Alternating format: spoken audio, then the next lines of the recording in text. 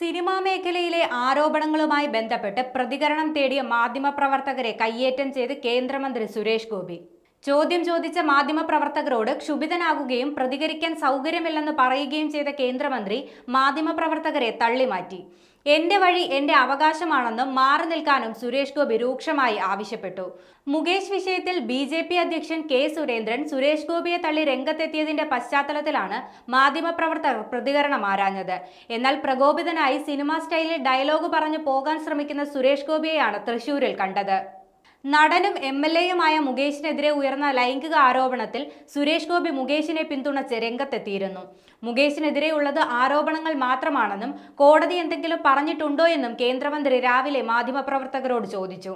കൂടാതെ ആരോപണങ്ങൾ മാധ്യമങ്ങൾക്കുള്ള തീറ്റയാണെന്നും അത് വെച്ച് കാശ് ഉണ്ടാക്കിക്കോളൂ എന്നും സുരേഷ് ഗോപി മാധ്യമങ്ങളോട് പ്രതികരിച്ചു. എന്നാൽ ഇതിന് പിന്നാലെയാണ് BJPയുടെ സംസ്ഥാന അധ്യക്ഷൻ K സുരേന്ദ്രൻ വാർത്താസമ്മേളനം നടത്തി മുകേഷ് രാജിവെക്കണമെന്നതാണ് പാർട്ടിയുടെ നിലപാടെന്ന് വ്യക്തമാക്കിയത്. അത് പാർട്ടി പ്രവർത്തകർ അനുസരിക്കണമെന്നും അദ്ദേഹം പറഞ്ഞു.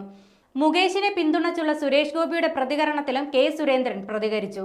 സുരേഷ് ഗോപി പറയുന്നതല്ല പാർട്ടി നിലപാടെന്നും മുകേഷ് രാജിവെക്കണമെന്നത് തന്നെയാണ് BJP നിലപാടെന്നും സുരേന്ദ്രൻ മാധ്യമങ്ങളോട് പറഞ്ഞു.